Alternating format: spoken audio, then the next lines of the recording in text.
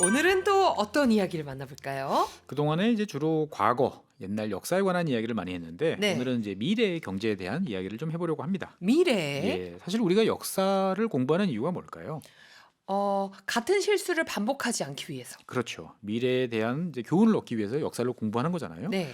그러니까 공부를 하면 미래의 경제에 대해서도 한번 생각해 봐야 되는 거죠. 지난 것만 열심히 머릿속에 집어넣는 게 아니고 이제 그걸 가지고 앞으로는 어떻게 바뀔까 이렇게 맞아. 생각을 해봐야 되는 거죠. 맞아요. 그랬는데 그동안에는 예. 잘 못했던 것 같아요. 왜냐면 그냥 박사님 이야기에 빠져 듣다 보면은 네. 그냥 옛날 옛적 이야기, 흥미로운 이야기 듣는 그런 느낌도 많았거든요. 생각을 좀 해봐야겠네요.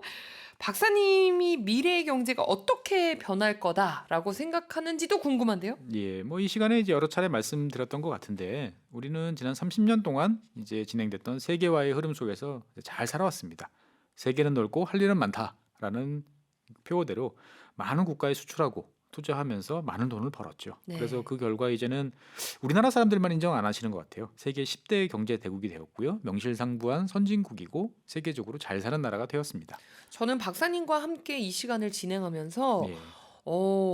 우리나라 내가 생각했던 것보다 훨씬 더 멋있구나, 훨씬 더 튼튼하구나, 이런 생각을 많이 하게 됐던 것 같거든요.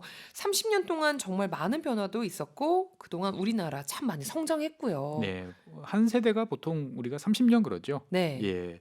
한 세대 만에 이렇게 변화한 우리 모습에 대해서 이제는 좀 스스로 자랑스러워해도 된다라고 저는 이제 생각을 해요. 자랑스럽습니다, 저도. 예. 네. 근데 이제 또 한편으로는 지금까지 잘 해왔는데 앞으로도 잘할 수 있을까? 이런 고민이 많이 되는 게 지금 2022년의 모습인 것 같습니다. 정말 고민도 많고, 걱정도 많습니다. 그렇죠. 뭐 원래 네. 대한민국 분들은 걱정이 많아요. 다들 이제 걱정 인형 한 10개씩 다 갖고 이제 사시는 분들이 대한민국 국민들인데 10개도 부족해. 이 고민의 핵심은 우리가 그동안 30년 동안 누려왔던 세계화가 끝나는 거 아닌가라는 이제 두려움인 거죠. 가만 생각해 보면 세계의 공장 역할을 하던 중국은 이제 미국과 본격적으로 맞서는 이제 네. 이런 모습을 보이고 있고 또 미국 역시 이제 중국의 성장을 막기 위해서 노력을 많이 하고 있는 거죠. 또 뭐 잘 아시는 것처럼 러시아는 우크라이나와 전쟁을 벌이고 있고 유럽으로 향하는 가스관을 이제 잠그고 있습니다. 그러니까 가만 생각해 보면 세계 어디에서나 가장 저렴하고 우수한 물건을 구해서 서로 교환하면서 이익을 만들어가는 어떻게 보면 세계화의 가장 근본이 되는 ABC가 되는 그러한 체제가 지금 무너지고 있는 것이죠. 네. 여기에 더해서 코로나19는 지금 3년째 계속 사람들을 이제 괴롭히고 그리고 무엇보다도 사람들의 이동을 이제 어렵게 하고 있습니다. 세계화가 아니라 네. 빗장을 걸어 잠그는 느낌들이 요 몇 년 사이 있었잖아요. 그렇죠. 네, 최근의 상황을 보면 좀 무섭기도 해요. 네, 저도 가끔 그럴 때가 있어요. 그러니까 예전에 말씀드린 것처럼 19세기 후반, 20세기 초반까지 이어지던 세계화는 1차 세계대전으로 한 번에 이제 무너졌죠. 이게 회복되기까지는 뭐 사람마다 좀 다르지만 길게 보면 한 60년 정도의 시간이 필요했다라고 네. 이야기를 합니다. 그러니까 역사는 반복된다라고 우리가 보통 배우잖아요. 그러다 보니까 같은 일이 일어날까 겁이 나는 것은 이제 당연한 거죠. 네. 근데 여기서 한 가지 생각해 봐야 될 것은 역사는 결국 사람이 만드는 겁니다.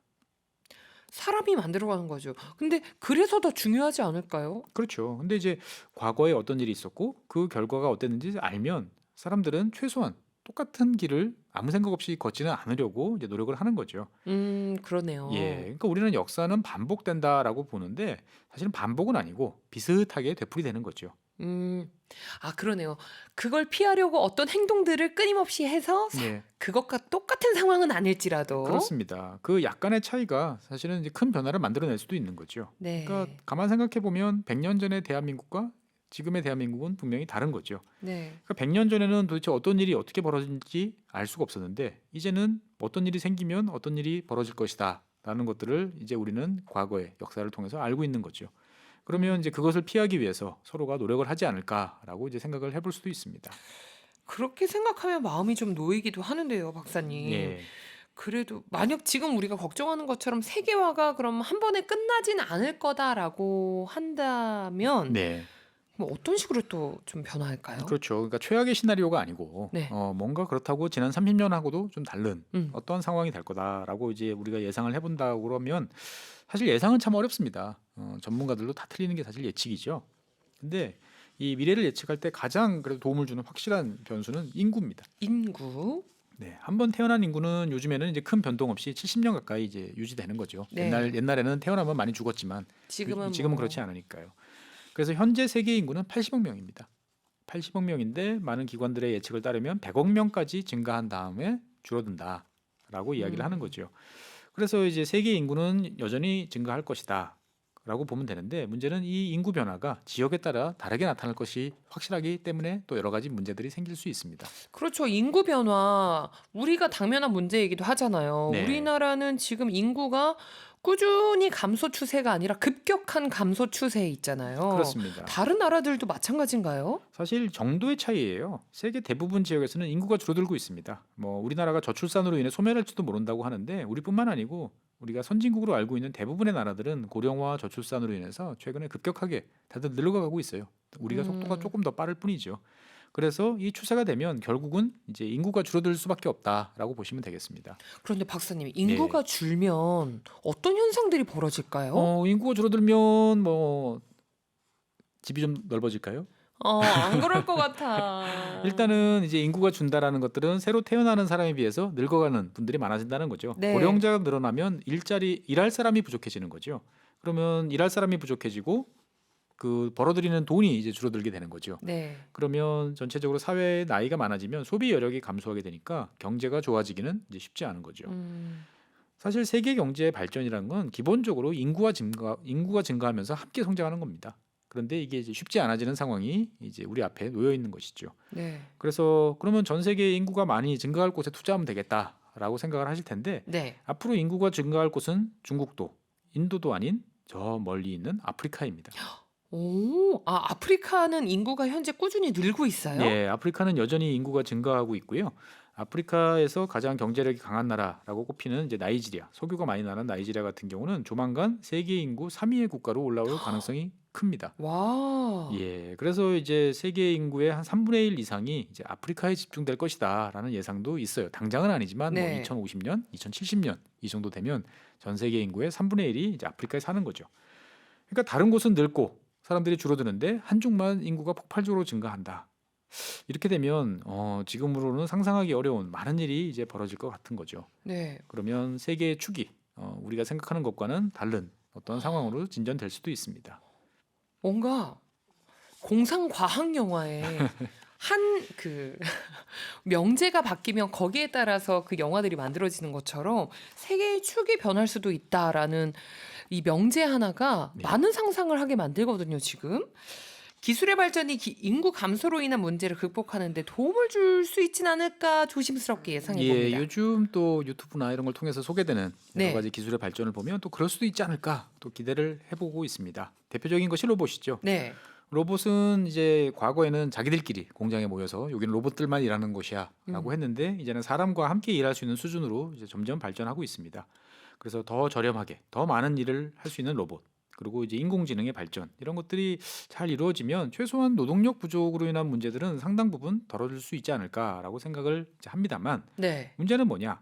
많은 물건들이 만들어지면 뭐 하겠습니까? 살 사람이 살 사람이 없어지면 이제 문제가 이제 더 커지는 거죠. 그러네. 아니 살 사람이 없으면 결국 물건을 만들 이유가 없잖아요. 네. 어. 그래서 이제 사람들한테 그러면 이 물건을 살 돈을 줘야 된다 해서 등장한 것이 이제 기본소득 같은 그런 이야기입니다. 그러니까 로봇과 인공지능을 통해 벌어들이는 이득이 있다면 이걸 어떻게든 사회에 적절히 배분해야 이제 경제가 순환해서 성장한다라고 이제 이야기를 하는 거죠. 네. 얼핏 생각하면 말이 안 되는 이야기 같은데 가만 생각해 보면 100년 전인 이제 1930년대 이제 미국의 대공황 당시에도 미국 공장 창고에는 산더미 같은 물건이 쌓여 있었어요. 네. 그런데 사람들 주머니에는 돈이 없었던 거죠. 어. 그래서 공황 상태가 오랫동안 이제 지속이 되었던 것입니다. 그래서 더 많은 물건을 저렴하고 빨리 만드는 것만큼 그 물건을 누가 사줄 것인지 그리고 네. 그 물건 살 돈은 어디에서 나올 것인지 등등 여러 면을 이제 제도적인 측면에서 이제 고민해야 될 사항들이 점점 많아지는 것이 이제 미래의 모습일 수 있는 거죠. 그렇다면 우리나라는 어떻게 될까요? 우리나라의 저출생 문제들, 네. 저출산 문제, 고령화 문제 굉장히 심각하잖아요. 사실 우리나라는 정말 세계적으로 봤을 때 이렇게 빨리 늙어가고 있는 나라는 없어요. 예, 세계 음. 1등입니다. 근데 이제 이게 잘 실감이 안 나는 이유는 뭐냐면 대부분 많은 국민들이 대도시에 거주하고 있기 때문이에요. 젊게 느껴지죠. 네, 대도시에 사는 분들은 잘 느끼지 못하고 있지만 이미 우리 주변에는 코로나 이전 상황을 잘 돌이켜 보면 수많은 외국에서 오신 분들이 존재하고 있었어요. 그리고 벌써 이 사람들 없으면 경제가 돌아가지 않는 상황이 네. 지속이 되고 있는 거죠. 농촌, 공단 뭐 이런 곳은 말할 것도 없고요. 병원 등에도 이들의 존재는 필수적입니다. 사실 간병인 구해 보면 다들 실감하실 거예요. 네, 맞아요. 그래서 우리나라가 앞으로도 계속 성장하기 위해서는 자연스럽게 더 많은 외국인을 필요로 하고 이들과 함께 미래를 만들어 나가는 어떠한 그런 사회를 이제 예상할 수밖에 없는 거죠. 그래서 뭐 굳이 또 뭐 여러 가지 생각을 해보면 뭐 빨리빨리를 좋아하는 대한민국이다 보니까 민족 국가에서 다민족 국가로 바뀌는 것도 또 순식간에 해치울 수 있지 않을까라고 또 생각을 해보고 있습니다. 박사님, 네. 개인들은 이런 시대를 어떤 마인드와 어떤 식으로 살아가야 될까요? 사실 뭐 개인이라고 그러면 뭐 여러 가지가 있겠습니다만 뭐 네. 투자에 대해서 이제 말씀을 하시는 거다라고 생각을 해보면 이 경제와 투자는 결국 순환되고 뭐 돌고 돈다라는 것이 이제 제일 확실한 진리다라는 말씀을 드리고 싶습니다. 지금 상황이 안 좋아지면 사람들은 대부분 비관적으로 미래를 생각합니다. 근데 꼭 그럴 필요는 없어요. 음, 이 하강과 상승을 반복하는 거는 세상 모든 일에서 다 반복되는 일이고 경제 역시 그렇습니다. 그래서 중요한 것은 그 사이클을 잘 읽고 올라탈 때 올라타고 내려올 때 다치지 않고 사뿐하게 내려오는 것이죠. 네. 그래서 지난 세월을 돌이켜 보면 아 이제 끝났어. 세상이 다 망했어라고 생각할 때가 정말 바닥이고 시작인 경우가 이제 많았던 것 같아요. 그래서 편견을 버리고 다양한 투자 대상을 살펴보고 자신의 판단하에서 무리하지 않고 이런저런 투자를 지속한다면 결국은 뭐 그렇게 나쁜 결과는 발생하지 않을 거라고 생각을 해요. 근데 중요한 거는 뭐냐? 이걸 할까? 저걸 투자를 할까? 네. 뭐를 할까? 이게 좋은가? 나쁜가를 판단할 수 있는 능력이 있어야 되겠고요. 더 중요한 거는 그러한 자신의 판단을 스스로 믿어주는 자기에 대한 사랑이 아닐까 이렇게 생각을 합니다. 제일 어려운 얘기예요, 이게. 아니, 그런 판단을 하려면 어떻게 해야 될까요? 사실 뭐 판단이라는 것들은 내가 알아서 하는 건데 네. 그걸 위해서는 또 적당한 지식, 공부도 해야 되고. 네, 그다음에 또 경험도 필요하겠죠. 네. 네, 그래서 우리는 어떻게 보면 내 할 일 열심히 하는 게 최고야라고 이제 말씀들을 그동안 해왔지만 사실 가만 돌이켜 보면 세상이 어떻게 돌아가고 또 어디서 흘러와서 어떻게 흘러가는지를 또 아는 또 이런 것도 필요한 거죠. 그래서 뭐 쉽게 접할 수 있는 정보, 사실들을 찾아보고 이것들을 그냥 스쳐 지나가는 게 아니고 지식으로 축적하는 과정도 좀 필요한 것 같아요. 그런데 또 한편으로는 그냥 열심히 공부만 하면 결정적인 순간에 도움을 또 못 주는 것 같기도 합니다. 네. 그래서 지식을 토대로 써먹어 봐야 되는 거죠. 그래서 실행해 보면서 한계를 느끼고 보완하고 맞으면 스스로에 대한 자부심을 가지고 자신감을 갖는 게 중요하고요. 틀리면 또 고치면 되는 거죠. 맞아요. 그래서 우리가 연습만 열심히 하는 것보다 실제 게임을 한번 해보면 훨씬 더 어, 잘한다라고 이야기를 하잖아요. 뭐 그거와 맞아요. 똑같은 상황인 것 같습니다. 실천력이 정말 중요하다고 생각이 되는 게, 네, 그러니까 제 주변에서도 그 한참 이런 뭐 주식 투자나 이런 열풍들이 불었을 때 그럼에도 불구하고 결국은 투자하지 않고 네, 한번 시도해보지 못하고 네, 그냥 보내버린 친구들이 있어요. 해야지 했는데. 네, 근데 그 친구들은 또 반면에 그 지금 파란색으로 주식이 변했을지라도 네, 그러니까 그런 경험 자체, 아, 이럴 때는 이런 식으로 패턴이 흘러가는구나. 내 판단이 이럴 때는 맞고 이럴 때는 틀릴 수도 있다라는 그 경험을 얻지 못한다는 게 저는 가장 좀 아쉬운 부분이 아닐까 싶었거든요. 그렇습니다. 그러니까 이제 정보가 없던 시절에는 차라리 좋았어요. 너 이거 해봐, 좋아. 그러면 해볼까? 맞아. 예. 그리고 야, 여기 이 식당 맛있어. 저 카페 좋아. 그럼 그래? 가보면 됐어요. 맞아요. 근데 지금은 이제 지도에다가 빼곡하게 이제 그 마킹만 해놓고 어디 갈까? 망설이고 있는 게 우리의 이제 모습인 거죠. 그러니까 정보가 넘치다 보니까 소화시킬 시간이 지금 이제 없고, 그래서 오히려 어떻게 보면 뭐 판단의 빈곤 뭐 이런 상황에 놓이게 맞아요. 되는 것 같아요. 그래서 바다 위에 있지만 마실 물은 없다. 뭐 이런 음, 상황이라고 또 말씀하시는 분도 계시는데 사실 인터넷을 통한 정보 습득도 한번 가만히 생각해 보실 필요가 있어요. 인터넷은 되게 좋은 도구인데 내가 적극성이 있을 때 큰 도움이 됩니다. 내가 뭘 찾아볼지 목표가 있고 그리고 그걸 가치를 평가할 수 있는 이제 이런 또 지식이 있어야 되는 거죠. 네. 사실 경제와 관련된 사항은 이제 만만치 않은 경우가 많습니다. 많은 뭐 저도 말씀드리고 많은 좋은 프로그램들이 있지만 사실은 이것들을 기초 지식을 쌓는다는 것이 매우 어려워요. 그래서 제가 권해드리고 싶은 방법은 구식이지만 그냥 종이 신문 꼬박꼬박 읽고 네. 좋은 라디오 프로그램 이런 거 찾아서 꾸준히 청취하시는 것이 더 효과적이지 않을까라는 생각을 종종 해보곤 합니다. 맞아요. 그래서 어떻게 보면 저희 방송이 생겨난 이유이기도 하지 않을까 그렇습니다. 네. 싶거든요. 오늘까지 함께한 이유도 또 거기 있는 거죠. 아, 여러분 안타깝고 아쉽지만 또 오늘이 박사님과 함께하는 마지막 시간이었습니다. 세계 경제 역사에 숨겨진 이야기들을 들을 수 있어서 저도 개인적으로 DJ가 아니더라도 한 명의 청취자로서 이 시간을 정말 원 없이 즐겼던 것 같거든요. 박사님은 어떠셨어요? 예, 1년 8개월 동안 했다라고 이제 달력을 보니까 표시돼 그래, 있는데 우리가 이런 예, 긴 세월을 함께 했어요. 어떻게 지나가는지 사실 잘 모르겠습니다. 시작할 때는 한 6개월 정도, 야, 6개월만 해도 네. 내가 그렇게 많이 할 수 있을까 싶었는데 정말 이렇게 오래 할 것으로는 생각을 전혀 못했어요. 우리의 매력에 빠진 거지, 우리 박사님도. 다른 한편으로 이제 지나간 원고들을 쭉 훑어보면 아 이거 조금 네. 더 체계적으로 이렇게 오래 할 것 같았으면 조금 더 체계적으로 했으면 더 좋았겠다라는 또 아쉬움도 있습니다. 그래서 뭐 경제를 통해서 역사를 알게 된다라는 이런 프로그램의 목적에 얼마만큼 충실하게 됐는지 이제 생각을 해보면 뭐 스스로한테 점수를 준다 생각하면 그래도 뭐 한 80점 정도는 받을 수 있지 않을까라고 나름대로 생각해 봅니다. 정말 겸손하시네요. 100점 만점에 네. 1000점도 아이고, 아이고, 아이고. 아깝지 않습니다. 아니, 정말 이렇게 저희를 위해서 매주 네. 자료 준비에 또 멀리에서 오시잖아요. 이렇게 박사님께서 더 힘드시지 않았을까 싶었는데 저희 청취자분들을 정말 사랑해 주시는 마음으로 이 시간 알차게 꾸려주셔서 감사드립니다. 마지막으로 저희 박사님을 사랑했던 그리고 이 시간을 사랑했던 저희 식구분들께 한 말씀 해주신다면요. 네, 무엇보다도 이제 청취해 주신 그동안 1년 8개월 동안 함께 해 주신 여러분들께 제일 감사하다는 말씀 드리고 싶습니다. 라디오, 유튜브 통해 가지고 많은 네. 격려와 또 칭찬의 말씀, 또 한편으로는 또 애정어린 또 충고 말씀도 참 감사했습니다. 돌이켜 보면 뭐 저도 이제 50이 넘은 나이를 겪으면서 보면 그런 것 같아요. 인생은 네. 길고 참 인연은 다양한 것 같습니다.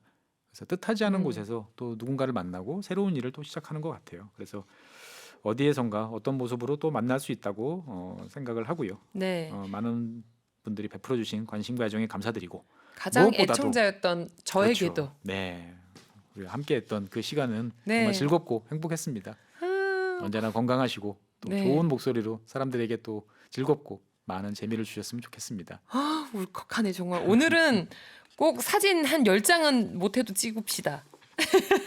네, 그리고 1년 8개월 동안 함께해 주셨던 우리 또 PD님, 또 네. 작가님, 또 함께해 주셨던 여러 스태프 여러분들께도 감사하다는 말씀 드리면서 네. 여러분들과 이제 작별을 해야 될 것 같습니다.